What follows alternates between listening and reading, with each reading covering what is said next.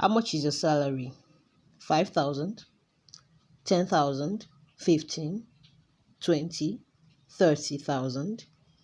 Welcome to Nigeria, where the payment of lawyers is not regulated by anybody or any authority whatsoever, but panders to the whims and caprices of each principal or employer as the case may be.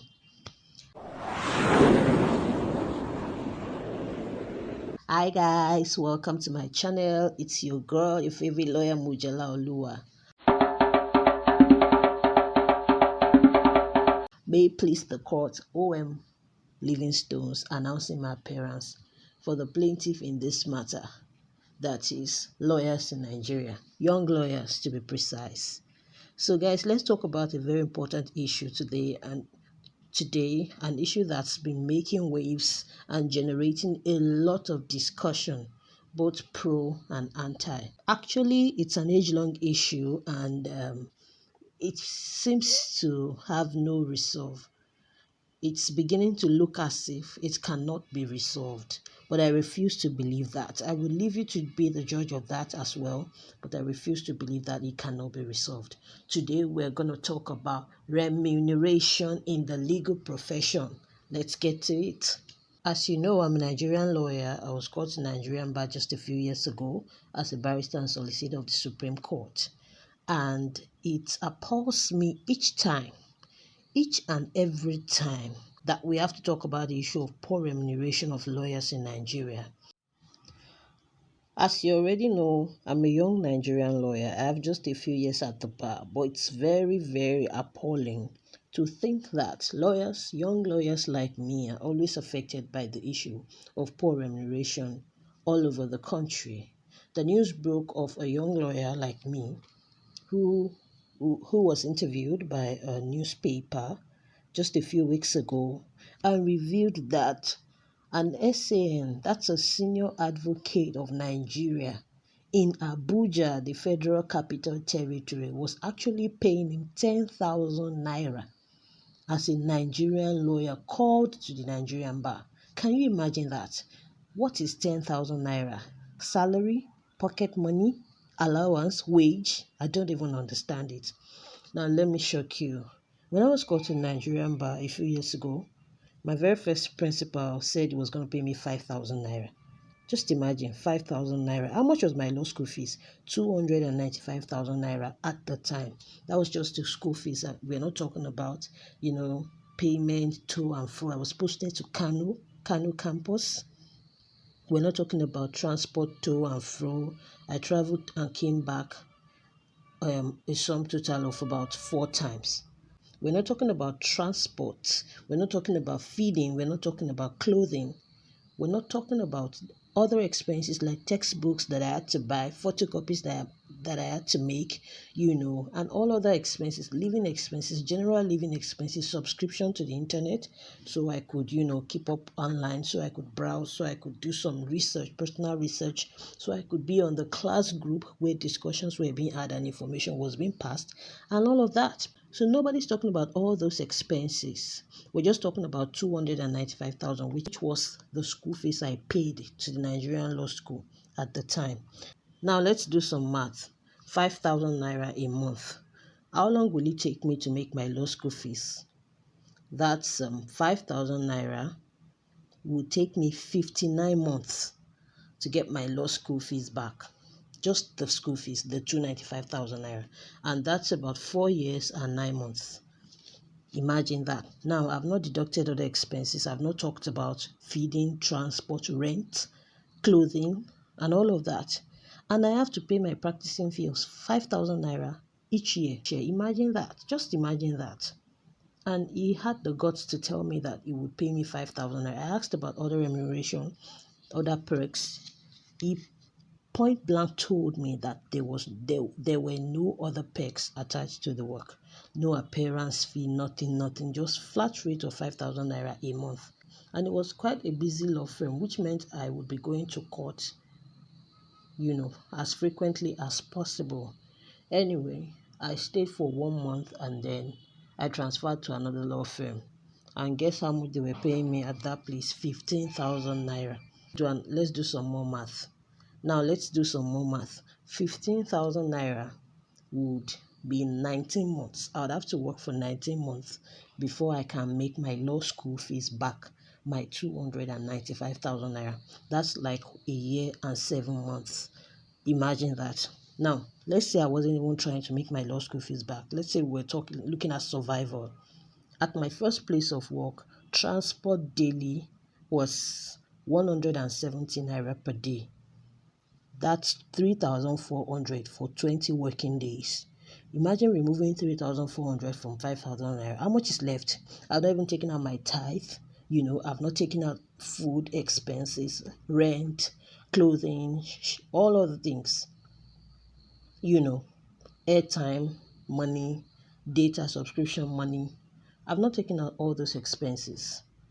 And I'm certain there are some people getting that too. And then at the other firm, I was being paid 15,000 naira. And transport to that place was even more. My transport to the other working place was 320 naira daily. That's about 6,400 naira for 20 working days. If I were to deduct that from 15,000 naira, what's left? After deducting lunch, other expenses and all of that. Well, there was practically just a little left for me. What am I supposed to do with that? With all other expenses as a lady. So that's the problem we have. I know some people who worked in law firms where they were not even being paid anything at all. In this part of the world, people usually hide behind the fact that they want to train you. So you shouldn't look at the money. You should look at the training you're getting, the training, the resources and all of that. But I say, why can't you get everything? I mean, it's really sad, especially for the crop of lawyers called senior advocates of Nigeria. Some of them, it's really terrible with them. I know that there was a time on my class page where we were having this discussion, and there was this man that was going on and on about how it was very important for us to look at the experience being got. Of course, he was an elderly man who had other degrees, who had a permanent job at some organization. So I could understand this lack of touch with reality when he kept advocating for young lawyers not to look at the money but look at the experience and the training they were going to get from a senior lawyer's firm before thinking about remuneration. He cited the example of people who worked with the late Gani Fawehinmi, an SAN, a foremost SAN in Nigeria and a human rights activist. He told us that they were being paid 50,000 naira, but to get into the firm was war. Like, you had to really want to get in because the process was very stringent, and then you had to work. Like, you had to really work. But that if you would not look at the money, the 50,000 naira he was paying his lawyers, of course, you were going to get the prestige, you're going to get the connection, the network, and you're going to get the training. And even afterwards, when people know that, oh, you've worked with Gani Fawehinmi, it will be like a plus for you, a plus on your CV. Well said. Guess what one of my classmates said, a younger lady? She said, well, not everybody has the grace for suffering. And I agree with her. Because if we keep looking at, oh, I want to get the experience, I want to get training, I want to be attached to the prestige of the SAN or the big principal and all of that, where's the place of living a comfortable life? I'm not even talking about luxury. I'm talking about necessities, food, living expenses, basic living expenses, transport, food, clothing, paying all these dues, MBA dues, branch dues, and all of that, buying airtime, paying for your data subscription, little basic things. Maybe even buying a book or two, a law report or this and that, to start building your own library and all of that. When do you get to do all of that? It's really, really sad. Let's get back to the sad case of the young lawyer that broke the internet a few weeks ago. Let me read what he said. He said, the first law firm I worked for was owned by a senior advocate of Nigeria. He was a former NBA chairman in Abuja and had over 10 lawyers in his employ. NBA is a National Bar Association. For those of you who are not Nigerians, that's the general umbrella under which all lawyers come. Not necessarily voluntarily, but we all come under the Nigerian Bar Association, and we pay practicing fee every year, 5,000 naira for young lawyers under 5 years of practice. He said he was handling a case for my family, and my uncle, whom I was staying with, then felt I could do my pupillage with him. Actually, pupillage is not really a thing in Nigeria yet. They're advocating for lawyers, young lawyers, to do a 2-year pupillage before they can start out on their own and all of that, but it's not yet standard in Nigeria. But generally, what we call pupillage is when a young lawyer is working under a senior lawyer, learning from them and all of that. And this is what many senior lawyers hide under, to say that, oh, you're still doing pupillage, you shouldn't be paid, or you should just be paid peanuts, you should appreciate whatever you're getting and focus on the training and all of that. So it continues. I joined this firm in January 2019, where I was paid 10,000 naira as salary. We reported for work before 7 a.m. and closed by 8 p.m. Look at that. 10,000 naira in 2019. If you're a Nigerian, even if you're not a Nigerian, it's very easy for you to just, look up the rates of things in Nigeria. Inflation has been on the rise for a few years now. Food is expensive, transport is expensive. Basically, all the basic things you need are expensive in Nigeria. 10,000 naira will not get him anywhere, especially in Abuja, except he's living very close to the office and he doesn't have to pay for transport. And even if he doesn't have to pay for transport, how about feeding? Do they feed them at their office? Even if they fed them at the office, what about weekends? 10,000 naira will basically not get him anywhere. And then they reported to work 7 a.m. closed by 8 p.m., which means all his productive hours in the day are being taken. I think the problem and the cheat code that many employers in Nigeria are using is that Nigerians are not being paid per hour. The per hour payment style is not used in Nigeria, because if it were to be used, if you're going to pay someone for the productive hours they spend in your employer, I think that many employers rather, their eyes would open and they would understand that you can't get away with this cheating, because I see it as cheating. How can you pay someone 10,000 naira salary, take all their productive hours during the day? Let's go on with this recount. It says, we were only entitled to 30 minutes break in a day. I was steadfast at the firm till my 4th month. During the Easter break, my boss granted me 2 weeks to go to leave, 2 weeks leave to go visit my parents. My dad was sick. On my return, he said I was not eligible to be paid my monthly salary, having been absent for 2 weeks. His refusal to even pay me half of the month's salary was just about the last straw that propelled me to quit. I eventually joined another law firm where I was paid 20,000 naira monthly. Jesus Christ of Nazareth. No. This is not why you died, Lord Jesus. This is not why you died. Can you imagine that? Someone's dad was sick, they took due permission, and on their return you say they are not eligible to be paid their monthly salary because they were absent for 2 weeks. Who does that? Now, I'm not sure if the man in question is telling us the full story, but assuming without considering that he's not even telling us the full story. There's a decision in Babalola. I remember that in Babalola and Equinox, the judge reiterated the principle of law that people who are in monthly salary, should be paid in full for the month wherein the employer decides to terminate their employment. Let me read that judgment quickly.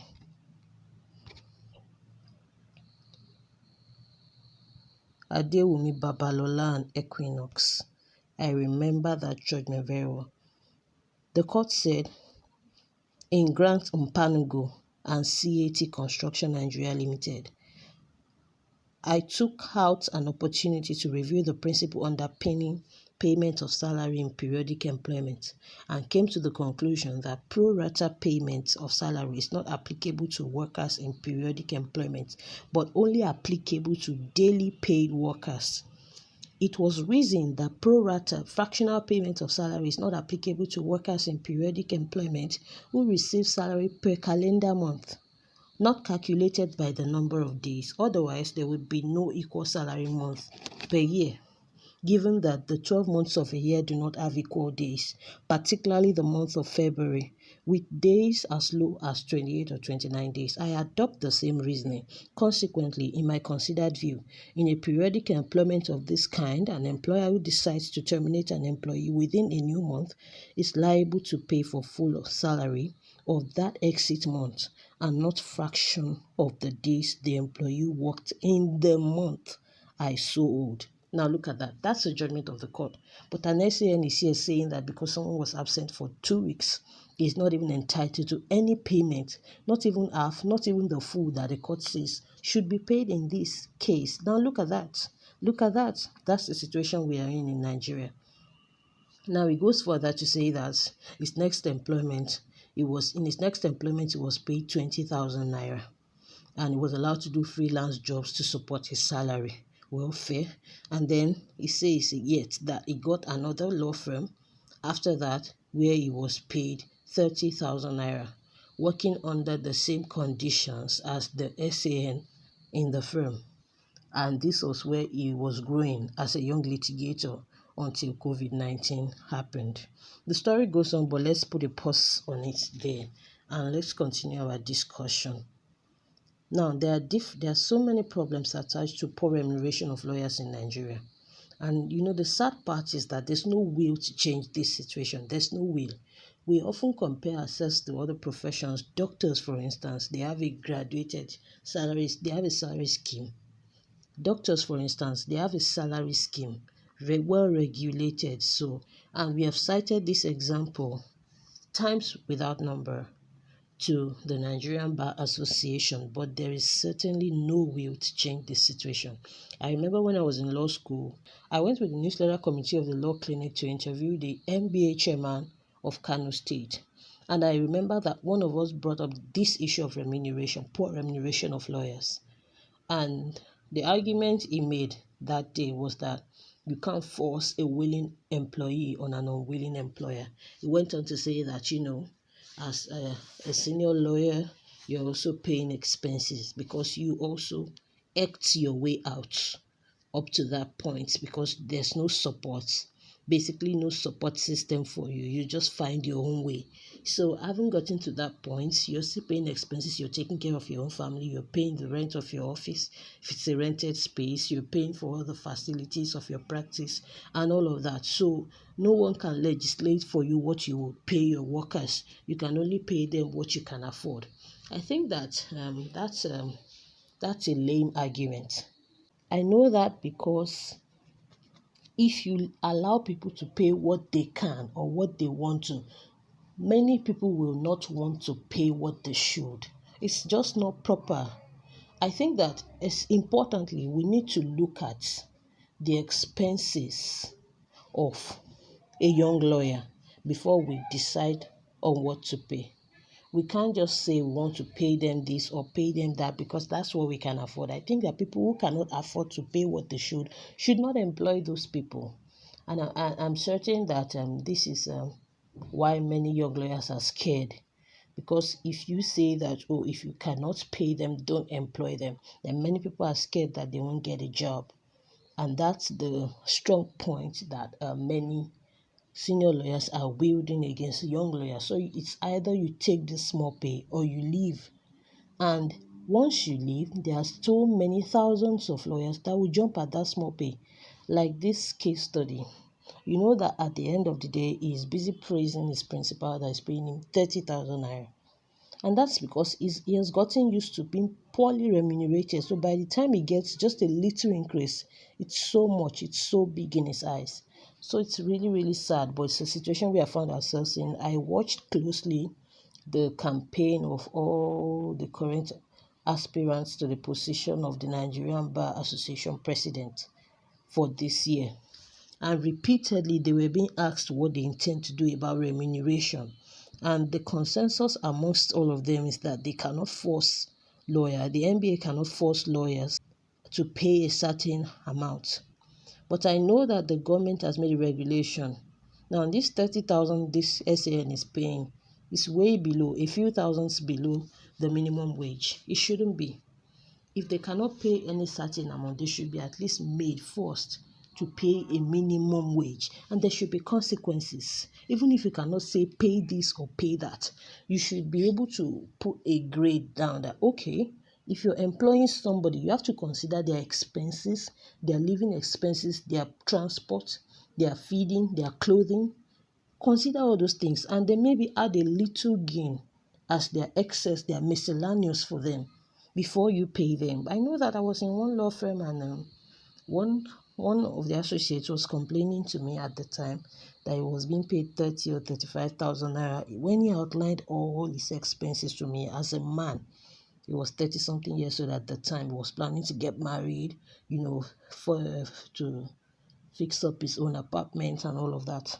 As a young man, there's nothing left, almost nothing left at the end of the month.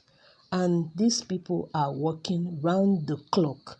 The firm is taking all their productive hours. So there's no time for side hustle or to make money anyhow else. It's really sad. And I think it's cheating, if you ask me. Tell you why it's really, really sad. Terrible.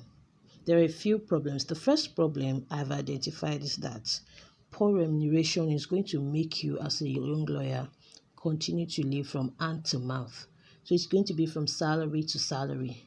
When you're earning 10,000 naira or 15 or 20 or any ridiculous amount, before the mid-month or even the end of a month, you finished it already. You're probably borrowing money. You're probably borrowing money already. So it's really sad. It encourages people to live from hand to mouth. In that way, there's no way for them to save up, to invest money, to create wealth, And it's really, and then the second thing it does is that it turns you into a debtor because you're not earning enough to even meet your basic needs. Talk less of maybe a little excess. You start borrowing money because there's nothing you can do about it. You start borrowing money. So you become a perpetual debtor because once you borrow money, by the time the small payment comes, you're repaying the loan, the debts, and then you have to borrow another one once that money is exhausted. So it turns you into a debtor and an involuntary debtor, even if we will call it that. The third thing is you need money to make money. You need money to make investments. You need money to diversify. You need money to create more wealth. So you need money to make money. If you're not earning enough, it shortchanges you in terms of investment and wealth creation. It shortchanges you a lot. And many people don't look at this. They're wondering why people are poor in Nigeria. People are poor because they're not being remunerated adequately. And sometimes even this poor payment is not given as due. I've worked in a firm where I was paid almost mid-month. So poor remuneration does not encourage the creation of wealth because you don't have enough to even feed or clothe or shelter or do all those basic things. You have loans to repay, you have debts and all of that. You're not even able to think about diversifying your income, investing and all of that. The fourth thing is that nobody can save their way out of poverty. And because many people are depending on this poor remuneration, they are perpetually kept in poverty because nobody, no matter how disciplined you are, can save their way out of poverty. And the last thing is that once undervalued, always undervalued. Look at the example of the young lawyer being paid 10,000 naira by a senior advocate of Nigeria. After a while, he got another job that was paying him 20,000 naira and he was grateful for that job. You could see how he spoke about it like an improvement on his lot. It is indeed an improvement, but it's terrible because he shouldn't even be earning that low in the first place.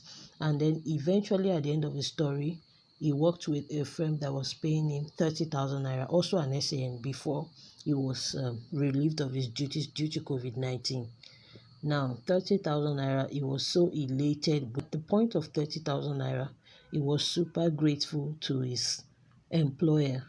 Now, look at 30,000 naira. It's not even up to the minimum wage in Nigeria. But he's so grateful because it's a far cry from the 10,000 naira I started from. I said something on LinkedIn and I'm going to read it out because it chronicles what I'm talking about with this fifth point. I said the problem with starting your life with bad pay or bad pricing is multifaceted. Aside living from paycheck to paycheck and building a culture of financial inadequacy from an early age, something had to break once cultivated. There's the problem of never ever attaining your real value ever again. Someone saw you when you or your service was worth 100,000 naira and paid you 20,000 naira instead. Each subsequent employer or buyer might try to build on that, make it 30, then 40, and maybe 50,000 naira in the twilight of your years. It's never the same again. If you're not rescued or do not snap out of it fast, you remain undervalued for life. A terrible fate. And that's the sum of what I'm talking about. Once you're undervalued, it's very difficult to break out of it if you're not careful and if you do not consider it deeply. Because every addition to what you're being priced at or what you're being paid, which is poor and should not have even been, would look to you like an improvement which should not even be in the first place. So that's the problem associated with poor remuneration. I know that the NBA continues to debate whether to, legislate on poor pay. I can clearly see that there's no will to do that. People have suggested that they could make it a requirement for some of the benefits that senior lawyers or employers get, like the letter of good standing, which is needed for some applications as a senior lawyer as an employer. The NBA could mandate firms to pay a certain sum, considerable sum, or do like a graduated payment scheme for various regions, because another issue that has continued to come up is that of a uniform payment across all regions and states in Nigeria, because the standards of living are very different and the margin is very wide with some from one state to another. So it's been advised that there should be like a graduated scheme of what ought to be the payment in each region, which each firm is supposed to aspire to and at least keep to. I do hope that things would change, but I'm even more certain that if things do not change, that if people do not change things, things will change themselves. Because one, the Nigerian Bar now has the problem of losing lawyers en masse to other professions, to other fields, and all of that. Many lawyers, the Council of Legal Education is churning out thousands of lawyers, each called to bar ceremony. But many of them are dumping the wig and gown as fast as they can.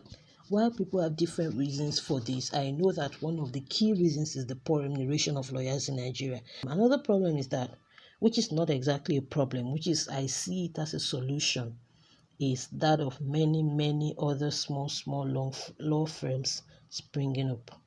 Young lawyers are no longer willing to slave under a master and be undervalued and poorly treated, because one other problem that usually accompanies poor pay is poor treatment.